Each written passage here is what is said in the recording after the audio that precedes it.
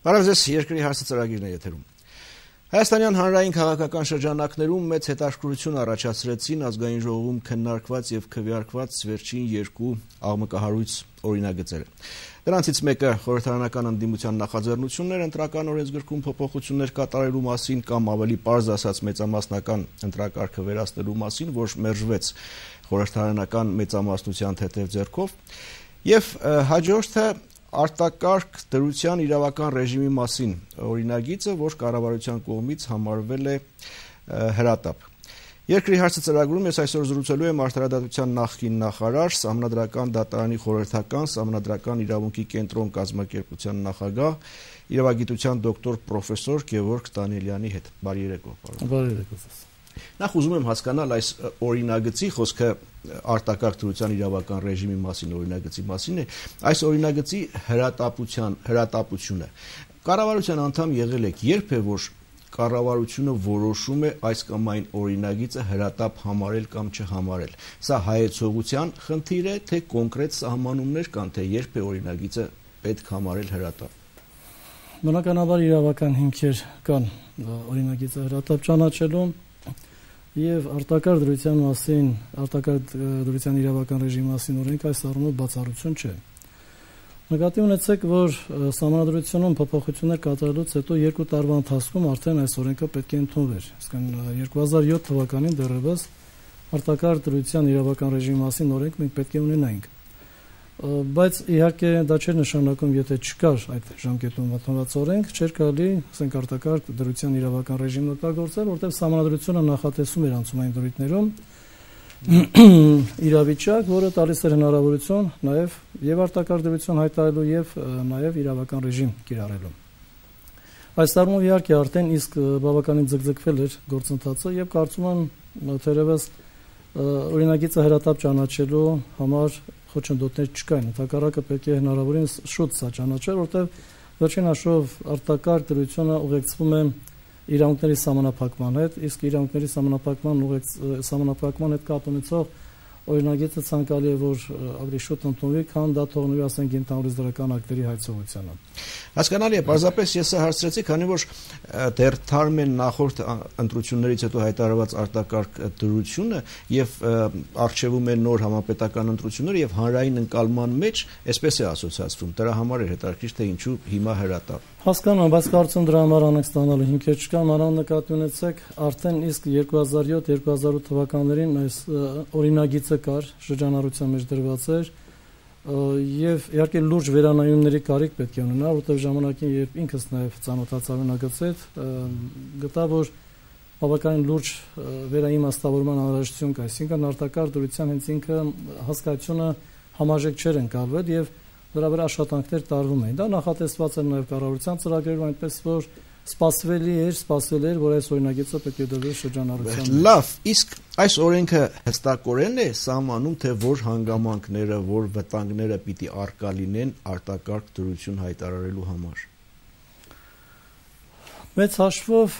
կարծում եմ, որ արտակարգ դրության հետ կապված իմ խորին համոզմամբ կա թյուրըմբռնում։ Արտակարգ դրությունը առ այսօր ցավոք ընկալվում է որպես քաղաքականացված երևույթ, ինչու միտեղ նույնիսկ ուզենք հանրային ընկալման մեջ այդպես է, հա։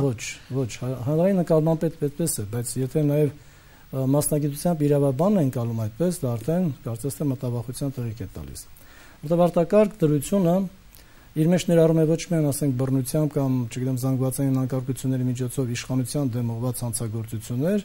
այլև դա ներառում է տեխնոցին եւ բնական աղետների հետ կապված իրավիճակ, որը անհասկանալիորեն դուրս է մնացել արտակարգ դրության իրավական ռեժիմի սահմանումից։ Եվ թերևս դուք ճիշտ եք այն առումով, որ հասարակական ընկալումները այստեղ կանխորոշող դեր են ունեցել։ Բոլոր դեպքերում նկատի ունեցեք, որ մենք հայտնվել ենք մի իրավիճակում, երբ ունենք երկու օրենսդրական ակտեր զուգահեռ գործող, մեկը արտակարգ դրության իրավական ռեժիմի մասին օրենքն է, որը շուտով հավանաբար կստորագրվի եւ իրավական ուժ կստանա, մյուսը արտակարգ իրավիճակներում բնակչության պաշտպանության մասին օրենքն է։ Ես չեմ բացառում, որ արտակարգ իրավիճակներում բնակչության պաշտպանության մասին օրենքն ենք եւս պետք է ունենայինք, բայց այս երկու օրենքների միաժամանակյա գոյատևումը խիստ արդեն վիճարկելի հարց է։ Խնդիրն այն է, որ սահմանադրական կարգ հասկացությունը դա միայն իշխանական համակարգը չէ։ եւ բացարձակապես սահմանադրական կարգը չի վերաբերում միայն իշխանափոխությանը կամ չգիտեմ բռնությամբ զանգվածային անկարգությունները կամ որևէ այլ եղանակով իշխանությունը փոխելուն։ Սահմանադրական կարգը բարդ հասկացություն է եւ սահմանադրության առաջին իսկ գլուխը ներառում է մի շարք հիմնադրույթներ, որոնք վերաբերում են եւ սեփականությանը եւ քաղաքացիների ընդհանուր կարգավիճակին, տնտեսական կարգին, օրինականության սկզբունքին եւ այլն, այդում նաեւ եկեղեցու անգամ կարգավիճակին։ Այս բոլորը սահմանադրական կարգ հասկացության մեջ ներառվում է եւ երբ ասում ենք, որ սահմանադրական կարգին կարող է վտանգ սպառնալ, ապա պետք է հասկանալ, որ այդ վտանգը չի վերաբերում միայն ընդունենք հանցագործություններին կամ ասենք այլ բռնի գործողություններին կամ զանգվածային անկարգություններին։ Սահմանադրական կարգը երբեմն վտանգում է նաև բնական աղետների արդյունքում։ Ինչի մենք պետք է սա ներառենք, որովհետև կամա թե ակամա արտակարգ դրություն հայտարարելիս մենք գնում ենք իրավունքների սահմանափակման։ Իրավունքների սահմանափակումը անհրաժեշտ գրավական է հենց, որպեսզի մենք կարողանանք հանրային շահերը պաշտպանել եւ նույն անձանց իրավունքները պաշտպանել։ Եվ թերևս պատահական չէ, որ արտակարգ իրավիճակների մասին օրենքը եւս գնացել է այդ նույն ճանապարհով։ Արտակարգ իրավիճակներում բնականության պաշտպանության մասին օրենքի 5-րդ հոդվածը նախատեսում է օրինակ սահմանափակում սեփականության իրավունքի հետ կապված, երբ մարդու գույքը կարող է պետությունը վերցնել, օգտագործել, դիմացը տալ փոխհատուցում։ Սա ակնհայտ է, որ սահմանադրական իրավունքի տվյալ դեպքում 31-րդ հոդվածով սահմանափակված սեփականության իրավունքի սահմանափակում է։ Սեփականության իրավունքը մարդն օգտագործում է իր հայեցողությամբ։ Եվ եթե այդ հայեցողությունը սահմանափակվում է, ապա դա կարող է արվել միայն արտակարգ դրության դեպքում։ Տեսեք, խոսքը ոչ թե արտակարգ դրության, այլ ընդհանրապես արտակարգ իրավիճակի մասին է։ Հասկանում մեզ մոտ թյուրըմբռնման արդյունքում երկու տարբեր ինստիտուտներ են ունեցել՝ արտակարգ դրություն եւ արտակարգ իրավիճակ։ Արտակարգ իրավիճակ կարող է լինել եւ կարող է արտակարգ դրություն չհայտարարվել, եթե մենք չէինք ուղեկցելու դա իրավունքների սահմանափակմամբ։ Հասկան, եթե մենք ունենք այնպիսի լոկալ բնական աղետ, որը կարելի է առանց որևէ լուրջ սահմանափակումների իրականացնել որոշակի գործընթացներ, ապա խնդիր չկար։ Բայց եթե շրջանակներն այնպիսին է, որ մենք պետք է իսկապես սահմանենք արտակարգ դրություն եւ դա ուղեկցենք որոշակի սահմանափակումներով, դա կլիներ սեփականության իրավունքի սահմանափակում, ազատ տեղաշարժի իրավունքի սահմանափակում 25-րդ հոդվածով եւ այլն, միևնույն է։ Սա կլիներ արդեն տրամաբանական եւ իրավաչափ, բայց հիմա ցավոք մենք հայտնվել ենք մի իրավիճակում կարծիքով, որ մենք արտակարգ իրավիճակներում բնականության պաշտպանության մասին օրենքով սահմանափակում ենք իրավունքներ, որը մենք չենք կարող անել սահմանադրությամբ, որտեղ նկատի ունեցեք սահմանադրության 43-րդ հոդվածում սեփականության իրավունքը ներառված չեն հոդվածների մեջ, որոնք կարող են սահմանափակվել։ Եվ ես հիշում եմ մի դեպք, երբ ազգային ժողովում ներկայացնում ենք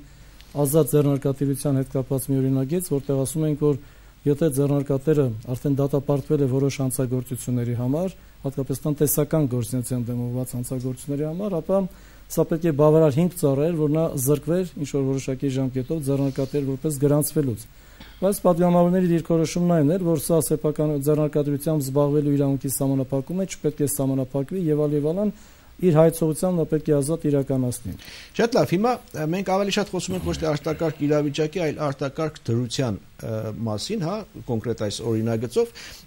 Այդուամենայնիվ ես էլի կրկնեմ հարցս, այս օրենքով հստակորեն են սահմանված այդ վտանգներն ու հանգամանքները, որոնք պիտի ենթադրեն արտակարգ դրության հայտարարում եւ ձեր ասած սահմանափակումները, թե կան ձևակերպումներ, որոնք անորոշությունների եւ կամայական կամ հայեցողական մեկնաբանությունների հնարավորություն կստեղծեն։ Կարծում եմ սահմանումների մեջ չի խնդիրը։ Ես ուղղակի ասացի, որ այդ սահմանումները ընդգրկում են միայն շատ սահմանափակ թվով հիմքեր, հիմքերը պետք է լայն լինեին։ Ինչ վերաբերում է բնորոշումներին, կարելի է եւ մտածել ավելի հստակ բնորոշումներ, բայց երբեք ես չեմ մտածում, որ հստակ բնորոշումները հնարավոր չէ ավելի լայն մեկնաբանության նյութ դարձնել։ Խնդիրը այստեղ մեկնաբանությունը չէ, խնդիրը այստեղ որոշակիությունը կամ ոչ բավարարչափով հստակությունը չէ։ Կարելի է ուղղակի պրակտիկայում ձևավորել այնպիսի գործընթացներ, որ այս օրենքը շատ հրաշալի աշխատի։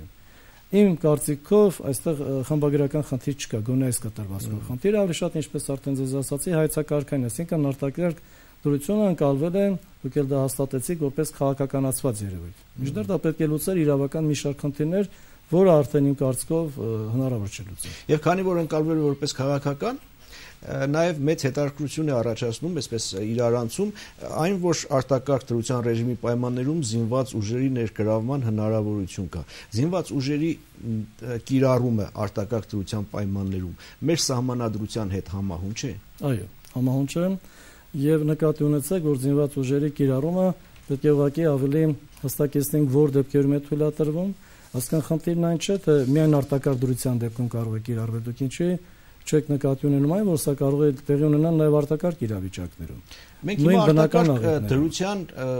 օրենքի մասին ենք խոսում, դուք ասում եք, որ մենք հիմք ենք ընդունում միայն ընդունված օրենք։ Այո։ Եւ ընդունված օրենքի շրջանակներում նկատողություններ անում, շատ բարի։ Դուք նկատի ունեցեք, որ արտակարգ դրության պայմաններում կարող են տեղի ունենալ դիվերսիաներ։ Հիմա ինչ եք կարծում, եթե դիվերսիա է տեղի ունենում, մենք կարող ենք ասել, որ բացառում ենք զինված ուժերի օգտագործումը։ Հասկանալի է, որ նաև իրավիճակներ են լինում, որով զինված ուժերի գործադրումը պետք է համարվի եւս իրավաչափ։ Ուրիշ խնդիր, որ զինված ուժերի գործադրումը պետք է շատ լինի հստակեցված որ դեպքերում եւ որ գործընթացներ արտակարգ իրավիճակի ռեժիմի կոնկրետ որ գործընթացներում նրանք չեն կարող ներգրավել։ Կարծես թե երկրորդ արդեն վերանլրամշակված տարբերակում այս խնդիրը ըստ էության լուծված էր։ Էլ ավելի հաջող լուծված կլիներ, եթե լրացուցիչ մի շարք այլ երաշխիքներ լինեին, որոնք ոչ միայն թե հնչեն ելույթներում, այլ տեղ գտնեն օրենսդրական ակտերում։ Գիտեք, սահմանադրության մեջ ասվում է այն դեպքում, երբ հանրապետության վրա զինված հարձակման դեպքը, հանրապետության վրա զինված հարձակման անմիջական վտակի առկայության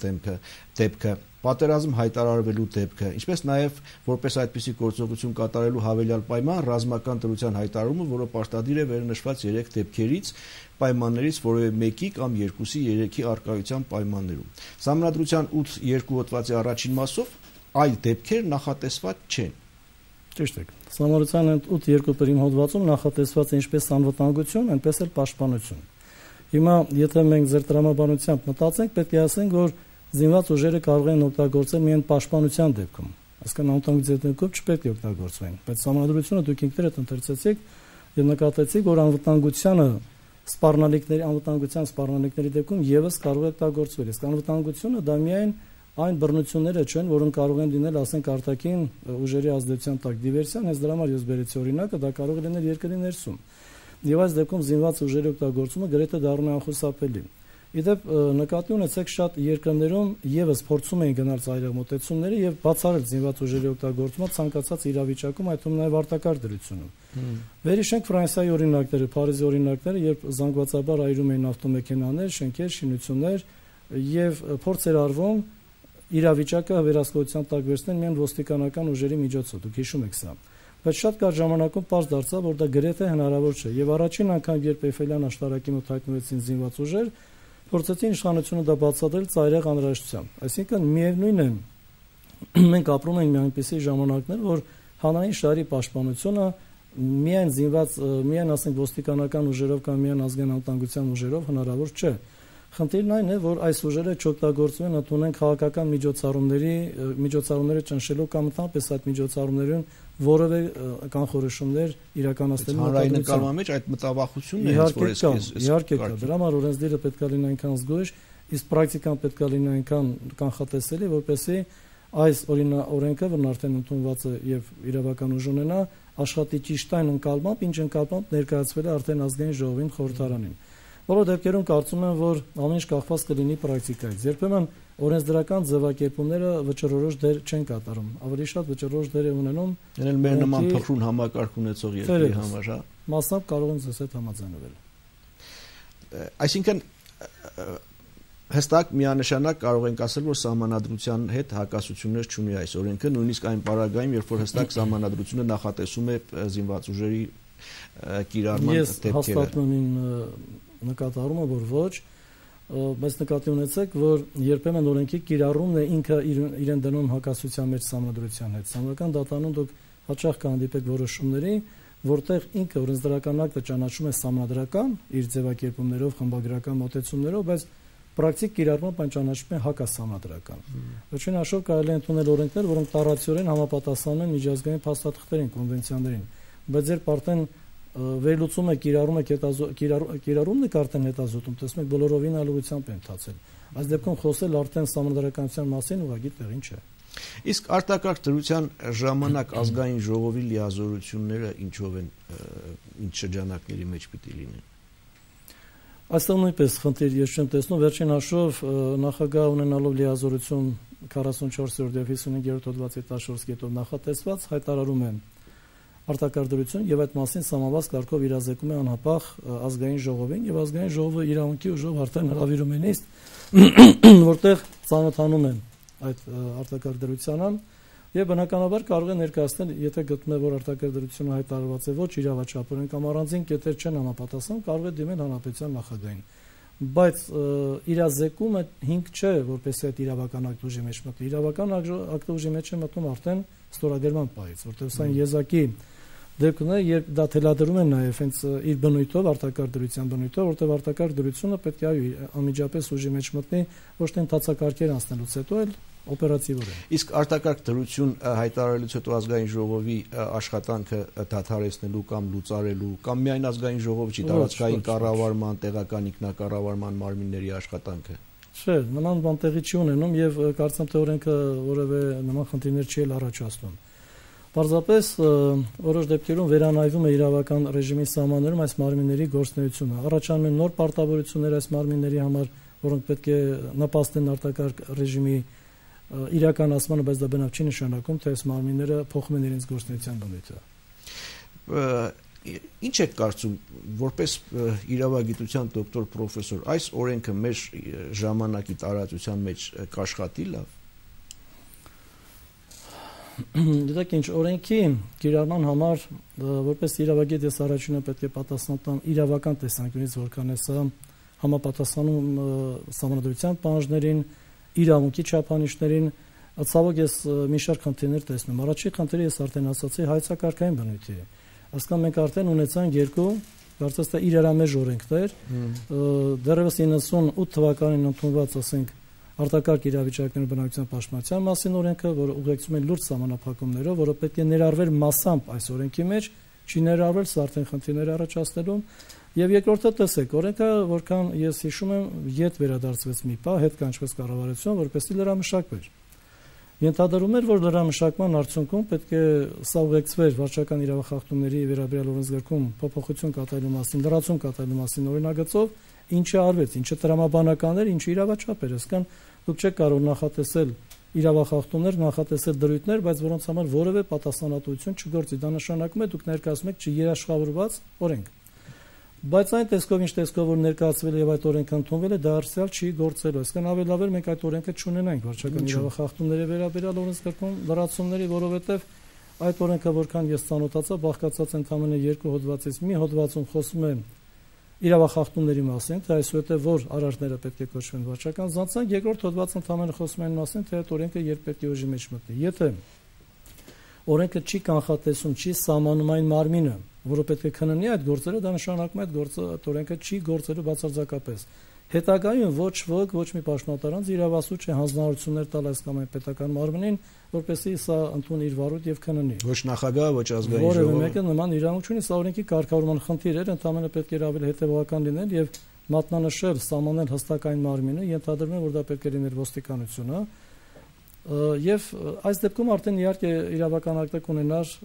կարծես թե իրավաչափ տեսք, շատ ավելի տրամաբանական տեսք, բայց այս դեպքում կրկնում եմ, օրենքը բացարձակապես չի գործի։ Սա նույնն է, եթե մենք քրեական օրենսգրքում կատարում ենք լրացում, ներառում ենք նոր հոդված, նոր հանցակազմ, բայց չենք կոնկրետացնում, թե այդ հանցակազմը այդ հոդվածով որ քննչական մարմինը պետք է զբաղվի, չենք լուծում քննչական ենթակայությունը։ Սա նշանակում է մենք քրեական օրենսգրքում ունենում ենք իբրև թե նոր հանցակազմ, բայց չի գործելու այդ օրենքը, որովհետև եթե դուք չեք հստակեցնում, չեք սահմանում այն մարմինը, որ իրավասու կլինի քննելու այդ գործը, նշանակում է այդ օրենքը պարզապես մնում է թղթի վրա գրված իրավական ակտ, սա դեռ իրավական կողմը։ Հիմա ինչ մնում է ձեր հարցի մյուս կողմից, թե վերջապես այս օրենքը կարող է աշխատել ճիշտ այն բովանդակությամբ եւ այն ակնկալիքով, ինչ որ ներկայացվել է, այս հարցին պատասխան տալու համար մենք պետք է ասենք բազում այլ կազմակերպական խնդիրներ կան, որոնք պետք է լուծվեն։ Դուք շատ լավ գիտեք, որ արտակարգ դրությունում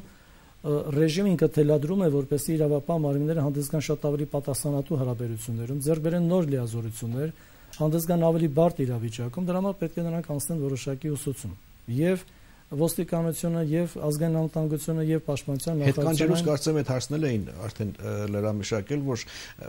որոշակի ուսուցում պատրաստվածության որոշակի մակարդակ պիտի անցնեն նոր կարողանում ներկայացնել։ Դրա համար ասում ենք, որ եթե այդ խնդիրները լուծվեն եւ այս խնդիրները նաեւ ուղեկցեն որոշակի ընթացակարգերով, որոնք կլինեն նաեւ թափանցիկ, հասկանալի կլինեն, այդ դեպքում իհարկե կարելի է ակնկալել, որ օրենքը կարող է աշխատել, բայց այսպես միայն զուտ ձևակերպումներով, որ արդեն խնդիրներ կա, ինչպես ես արդեն ասացի, եւ առանց փոփոխությունների եթե մենք թողնենք զուտ քաղաքական համակարգ, իրավական համակարգը, դժվար է միանշանակ պատասխան տալ։ Շատ լավ, մեզ 5 րոպե ժամանակ է մնացել, քանի որ պիտի օգտվեմ առիթից եւ փոքր զրուցենք նաեւ Ֆրանսիայի սահմանադրական խորհրդի ընդունած որոշումից, փորձենք տեղավորվել ձեր նախորդ հարցի պատասխանից իրավական առումով եւ պատասխանեցիք, որ կարգավորված չի այն մարմինը, որը իրավունք ունի քննություն անել։ Այսինքն ես կարող եմ ենթադրել, որ այս տեսքով օրենքը կիրառության մեջ տնելուց հետո որևէ մեկը եթե խախտում է այդ օրենքի դրույթները, զանցանք է կատարում, նրա նկատմամբ որևէ մարմին, որ իրականացնում է քննություն, այդ քննությունը ապօրինի է։ Իհարկե, բայց հենց դա եմ ասում, որ եթե դուք չեք նախատեսում, որ մարմինը պետք է զբաղվի, ուրեմն այդ օրենքը չի էլ աշխատի, այսինքն հազիվ թե մի մարմին գտնի, որը իր կամ արտահայտությամբ, այսինքն ձեռնարկի ինչ-որ նախաձեռնի քննություն։ Բայց որքան հայտներ ինձ հրավիրել եք ավելի շատ սահմանադրական խորհրդի որոշման հետ կապված։ Լավ, սահմանադրական խորհրդին Ֆրանսիայի սահմանադրական խորհրդի որոշման վերաբերյալ ձեր իրավական դիրքորոշումն է, այսպես ասեմ։ Ես արդեն առիթ ունեցել եմ այդ մասին խոսելու եւ օգտվելով նաեւ ձեր կողմից ընձեռած հնարավորությունից պետք է ասեմ, որ մինչ սահմանադրական խորհրդի կողմից որոշում կայացնելը բավականին լուրջ աշխատանք են տարել հայ իրավագետները, հանձնից եւ իրավաբանների միության միջազգային ասոցիացիա, այսքան ոչ միայն Հայաստանի իրավաբանները, այլև արտասահմանում գտնվող մեր գործընկերներ, ինչպես նաեւ լուրջ աշխատանք է կատարել կարծես թե այս ոլորտում սահմանադրական իրավունքի կենտրոնի իրավաբանները։ Մենք շուտով նաեւ հանդես կգանք փաստաթղթերով հայտարարություն դրանք կլինեն եւ հանրապետության ներսում եւ հանրապետությունից դուրս ընթացքում ուսումնասիրվել են պատգամավորների, դիմող պատգամավորների դիմումները, փորձել ենք վերլուծել դրանց իրավաչափությունը եւ պետք է ասեմ, որ իսկապես սահմանադրական խորհրդի որոշումը մեր խորին համոզմամբ իրավաչափ չէր։ Եվ թուրք գործիչների այն բնորոշումը, թե իբրև սա դաս էր Ֆրանսիայի քաղաքական գործիչներին, ես ավելի շատ կհակադարձեի, որ սա ինքը քաղաքական որոշում էր։ Այստեղ քաղաքական գործիչները պատգամավորներն էին, որոնք իմ խորին համոզմամբ հիմնավորված որոշման նախագիծ էին օրենքի նախագիծ էին ներկայացրել, այդ նախագիծը իսկապես պետք է ստորագրվեր եւ այն պատճառաբանությունները, որ բերվել են ընդամենը 2 էջանոց այդ փոքրիկ որոշման մեջ, հեռու են միջազգային չափանիշներից։ Եվ հակիրճ ասեմ, որ եւ դիմողները, պատգամավորները եւ սահմանադրական խորհուրդը հողում են կատարել միջազգային փաստաթղթերի վրա, մասնավորապես մարդու իրավունքների եւ ազատությունների հռչակագրի վրա, բայց այդում նաեւ կոնվենցիայի, սակայն հատվածաբար էր այս հողումները արված։ Այսինքն իրենք վերցրել են միայն այն հատվածը, որը ընդունենք նախատեսում է արտահայտվելու ազատություն։ Բայց կարծես թե միտումնավոր անտեսել են հենց այն հատվածը, որը նաեւ նախատեսում է պատասխանատվություն այս իրավունքը, այս ազատությունը չարաշահելու համար։ Այսինքն արտահայտվելու ազատությունը դա բացարձակ ազատություն չէ, բացարձակ իրավունք չէ եւ ուղեկցում է չարաշահման դեպքում որոշակի պատասխանատվությամբ։ Եվ պատգամավորները հիմք ընդունել է, որ դեռևս 2001 թվականի փետրվարի 28-ին ընդունվել էր օրենք, որով ճանաչվել էր հայոց ցեղասպանությունը, բնականաբար տրամաբանական քայլ են կատարել, որպեսզի օրենքը չմնար որպես հռչակագիր, այլ սահմաններ պատասխանատվություն ցեղասպանությունը ժխտողների համար։ Այսինքն, եթե դուք համաձայն չեք այս դիրքորոշման հետ, պետք է փորձեք ամբողջովին վերլուծել միջազգային պայմանագիրը եւ փորձեք հիմնավորել, թե ինչու այս դեպքում այս սահմանափակումը իրավաչափ չէր։ Կային նաեւ եւս 1-2 այսպես անդրադարձ կար նաեւ այն հարցի առնչությամբ, որ պետք է սա լիներ դատական ակտի հիման վրա կայացված դիրքորոշում, որտեղ ասենք ի տարբերություն հոլոկոստի, կարծես թե իբրև թե իրենց դիրքորոշման համաձայն հայոց ցեղասպանությունը որևէ դատական ակտով ճանաչված չէ։ Բայց այս դեպքում պետք է նկատի ունենանք, որ 2001 թվականին, երբ քննարկումներ ընթանում էին խորհրդարանում Ֆրանսիայի, ոչ միայն ներկայացում էին փաստարկներ, չգիտեմ, փաստաթղթեր, զանազան քաղաքական բնույթի, պատմական բնույթի վկայություններ եւ այլն, այլև փաստարկներից մեկն այն էր, որ անմիջապես գենոցիդից հետո թուրք զինվորական տրիբունալները մի շարք դատավարություններ իրականացրեցին եւ դատապարտեցին հենց ցեղասպանության համար, իհարկե չօգտագործելով ցեղասպանություն տերմինը, բայց արարք իրենք բնութագրում են հենց այնպես, ինչպես դա հարիր է ցեղասպանության բնորոշմանը, իրենց բարձրաստիճան պաշտոնատար անձանց եւ բարձրաստիճան զինվորականների։ Խնդիրն այն է, որ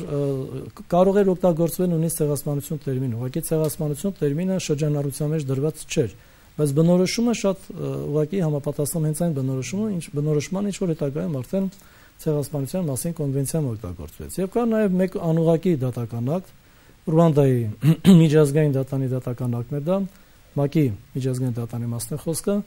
որը քննելով Ռուանդայի գործերը որպես հիմնավորում իր իրավական ակտին, իսկ դատական ակտը գիտեք դա ամբողջական փաստաթուղթ է եւ նրանում ցանկացած հանգամանք, որը դատանը համարում է որպես ապացուցված, եւս համարում է դատական ակտի բաղկացիչ մաս, հայոց ցեղասպանությունը եւս ինքը դիտարկել է որպես արդեն ճանաչված իրողություն։ Հետևաբար, եթե Սահմանադրական խորհրդարանը անգամ այս տեսանկյունից գտնում էր, որ իր խորհրդարանը դուրս է եկել խորհրդանի լիազորությունների շրջանակներից, խախտել է իշխանությունների տանջատման սկզբունքը եւ իրականացրել է դատական իշխանություն, ապա պետք է հաշվի առնել, որ խորհրդարանը հիմք է ընդունել արդեն իսկ կայացված դատական ակտերը եւ ընդհանրապես դատական ակտերի հիման վրա ինքը կայացրել է նորմատիվ իրավական ակտ։ Լավ, տեսնենք ինչ կլինի Սահմանադրական խորհրդում, հատկապես ոչ թե Սահմանադրական խորհրդում, այլ Ֆրանսիայում, հատկապես որ արդեն խոստումը կա նոր օրինագիծ մշակել, այսօր մեր ժամանակն արդեն սպառվեց, շնորհակալություն հայտնեմ զրույցի համար։ Այսքանը երկրի հարցը ծրագիրների եթերում ես զրուցում էի Սահմանադրական դատարանի խորհրդական Սահմանադրական իրավունքի կենտրոն կազմակերպության նախագահ, իրավագիտության դոկտոր պրոֆեսոր Գևորգ Դանիելյանի հետ։ Լավ մնացեք։